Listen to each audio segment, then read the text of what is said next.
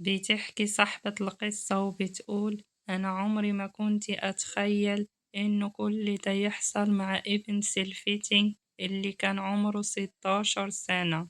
أنا اسمي نورهان وعمري 23 سنة، وأنا لما كان جوزي بيسافر أو بيبات في شغله كنت بصراحة بخاف في الأول إني أبات لوحدي. وأنا لما اتجوزت وسكنت مع جوزي في بيت العيلة بتاع أهله، وإحنا من قرية صغيرة، وإخوات جوزي البنات سكنوا برا لما اتجوزوا، وحمايا وحماتي توفوا من زمان، وبيت العيلة ما كانش فيه إلا أنا وجوزي ساكنين في الدور الأول، وأخو جوزي وولاده ومراته في الدور التاني. وإحنا يعني كنا أسرة متوسطة، وجوزي كان بيشتغل في بلد جنب بلدنا، وكان بيروح ويرجع كل يوم، بس ساعات هو كان بيبات هناك. وأنا كنت اتجوزت من سنتين، لكن ما عندناش أولاد. بس لما رحنا كشفنا أنا وهو، الدكاترة قالولنا إن جوزي هو اللي عنده المشكلة، وكان بدأ يتعالج عشان يخلف. بس بصراحة هو كان كويس أوي معايا، وكل اللي كان بيكسبه من شغله كان بيديهولي، وكان كريم. لكن هو كان بيقعد في شغله طول النهار، يا إما بيرجع من الشغل تعبان ويدخل ينام على طول، يا إما كمان بيبات برا، وممكن يفضل بايت برا باليوم واليومين. وأنا مش بشتغل. أنا كنت دخلت المدرسة زمان وطلعت منها من غير ما أخد شهادة، وأخو جوزي كان أكبر منه بكتير، يمكن كده ب15 سنة ولا حاجة. وكان أخو جوزي في الأول هو الكبير، وبعد كده أخواته البنات، وجوزي بعد كده لأنه كان صغير. ومراته اللي هي سلفتي كانت برضو كبيرة، وهم كان عندهم ولد وبنتين، والبنتين كانوا خلاص اتجوزوا وراحوا سكنوا برا مع أزواجهم، لأنه إحنا من عوايدنا كنا بنجوز البنات بدري، وما كانش فاضل مع أخو جوزي ومراته إلا ابنهم ده، وهو ابنهم الصغير. وأنا لما اتجوزت وسكنت في بيت العيلة كان عمري وقتها 21 سنة، وابن سلفتي كان عمره 16 سنة. وأنا لما كان جوزي بيسافر أو بيبات في شغله كنت بصراحة بخاف الأول إنه أنا أبات لوحدي. وسلفتي كانت كويسة أوي معايا، وكانت تقولي تعالي باتي عندنا، وهي كانت بتقولي كده لما بتلاقيني خايفة. وفعلا أنا كنت بطلع أبات عندها، وهي ما كانش في عندها إلا أوضتين بس مقفولين، أوضة كانت فيها هي وجوزها، والتانية كانت بتاعة ولادها، والأوضة دي كان بيبات فيها ابنها لوحده بعد ما بناتها اتجوزوا. على قد ما كانت سلفتي كويسة معايا وبتحبني وتعتبرني كده زي أختها الصغيرة أو بنتها، لكن بصراحة أنا كنت أصغر وأحلى منها بكتير، وهي كانت واخدة بالها من كده. فكنت ساعات بحس إنها متضايقة لما بتلاقيني قاعدة مع جوزها، وأنا كنت بحاول أتجنب إنه أنا أقعد مع جوزها، وأقول عشان ألاقي حد أبات عنده لما جوزي بيبقى بايت برا. وسلفتي كانت بتعامل ابنها كأنه عيل، كل أم بتبقى شايفة ابنها كده، مهما ابنها يكبر بتبقى شايفاه على إنه عيل.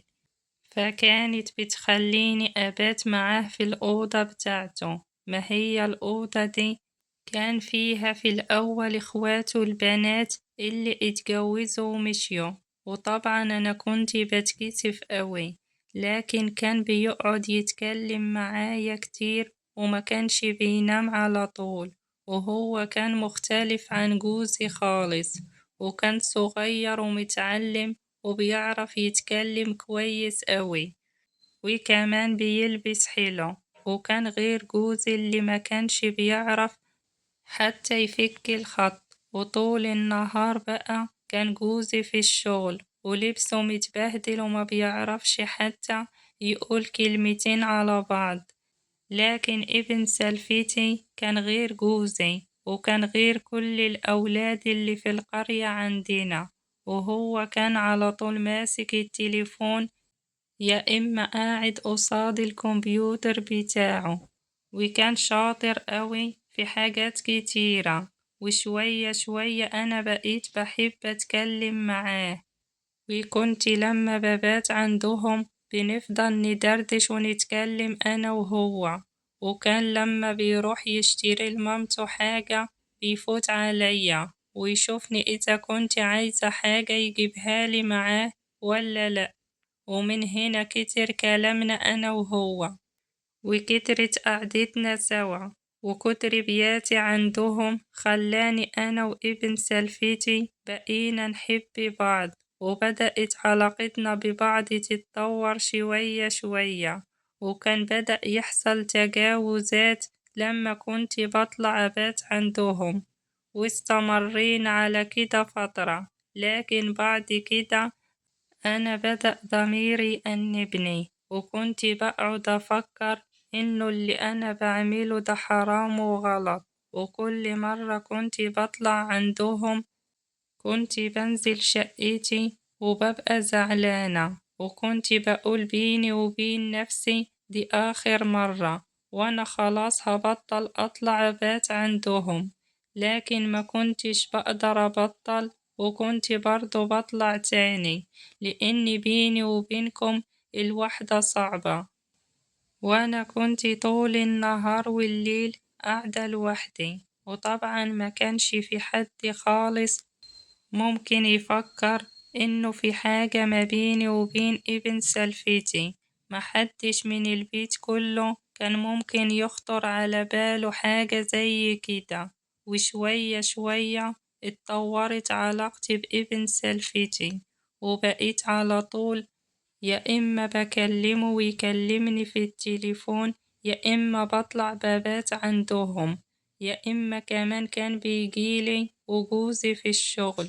وبعد كده بشوية أنا ما بقيتش طايقة جوزي يجي البيت، لأنه طول ما هو في البيت أنا ما كنتش بطلع لسلفتي، ولا كان ابنها بيقدر ينزلي ولا كنت بشوفه. فساعات لما جوزي بيبقى بايت في البيت أنا كنت بتلكك واتخانق معاه لأتفه الأسباب، وكنت بدور على أي حجة إن شاء الله تافهة واتخانق معاه بسببها، وده عشان أسيب له البيت واطلع أبات عندي سلفتي. قال يعني زعلانة، لكن أنا جوزي شك في تصرفاتي لما لقاني كل شوية كده بتلكك واطلع لسلفتي، وبرضه ما كنتش على طبيعتي معاه، وهو شك إنه في حد تاني في حياتي أو إنه أنا أعرف حد. لكن برضه ما جاش في دماغه خالص إنه أنا بعرف ابن أخوه، لأني برضه أنا ما كنتش مع جوزي كده من الأول. أنا كنت في الأول بتخانق معاه عشان يجي البيت كتير، ودلوقتي لما بقى بيجي البيت أنا ما بقيتش طايقاه، وهو طبعا كان حاسس بكده. وفي الأول جوزي ما فكرش في ابن أخوه، لأنه بالنسبة له ابن أخوه يعني زي ابنه أو زي أخوه الصغير. لكن في مرة جوزي سابني أتخانق معاه وسابني أطلع لسلفتي، وبعد ما دخلت الأوضة عشان أنام فيها بوقت قليل أنا لقيت جوزي جنة وفتح باب الأوضة ودخل، وكان الموقف صعب أوي. وساعتها بقى مش قادرة أقول لكم هو عمل إيه، ربنا ما يوريكم.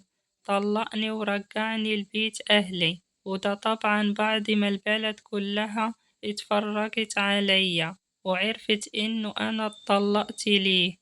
وطبعا هو مدانيش ولا مؤخر ولا نفقة ولا حتى الحاجة اللي في القايمة ولا أي حق من حقوق المادية، وخلاني اتنازلت عن كل حاجة وقت الطلاق.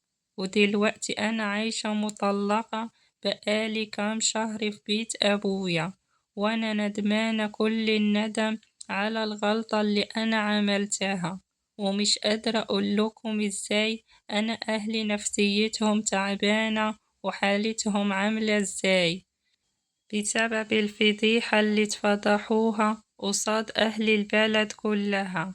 وأنا ساعات بحس بيني وبين نفسي إن هما بيتمنوا موتي عشان الفضيحة تموت معايا. وأنا صحيح ما كملتش تعليمي، لكن أنا عارفة إنه اللي أنا عملته ده ذنب كبير قوي، وإنه ده طبعا حرام وغلط وعقابه عند ربنا كبير، وعمالة أصلي وأدعي ربنا إنه يسامحني ويغفر لي. وطبعا أنا محدش بيتقدم لي خالص بعد الفضيحة اللي أنا اتطلقت بيها،